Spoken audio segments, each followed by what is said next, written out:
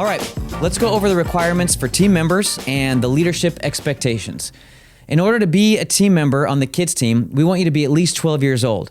Now, to tell you the truth, as we meet kids and as we talk to parents, we sometimes make adjustments here, but the standard is we want you to be 12 years old.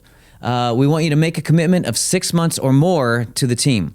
Truthfully, 1 year is much better, and the very best thing is when you just decide, I'm going to try to serve this group of kids all the way through that area or that phase of life. So all the way through elementary, I want to be with the same group of kids. That's just incredible, and that's where the real fruit is. But we appreciate everybody's schedule and looking for at least 6 months.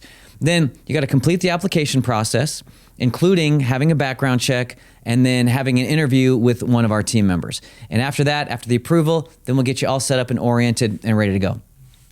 We want you to attend all team member trainings and the meetings that we have, including digital trainings like this one. It's really important for us to have the same heart and the same vision, and so that happens when we get together and train. And then adhere to the team member honor code. That's available in the leader handbook, and it's also part of the interview process.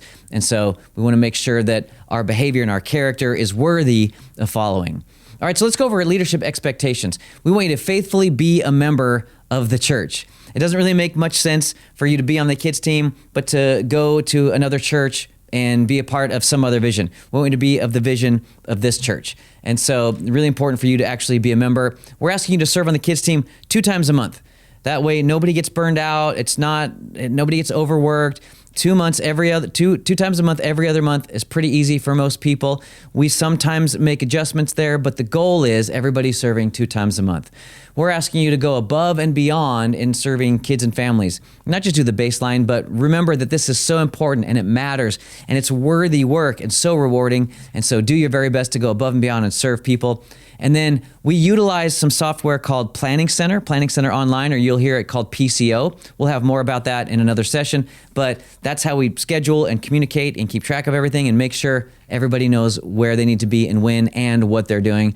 And then we want you to replace yourself. If you're not going to be there, you're on vacation or you get sick or something, you reach out and replace yourself. That keeps the kids director from having to do a whole bunch of work doing that multiple times a weekend. All right. So those are some of the expectations. And one of the big expectations that we have is that we want you to help us keep the unity of the team. As we said, being on the same page, moving in the same direction, having the same heart is so important. And so we want you to guard the unity of the team along with us. That means if you have a problem, go to the person that you have a problem with. Stuff comes up, relationships have bumpy spots occasionally, and when that happens, we want you to go for it, take care of the problem, approach the person, have a good conversation, and follow Matthew chapter 18 guidelines if you run into trouble and it just isn't working. And so by doing those things, living up to those expectations, you can do an incredible job serving kids.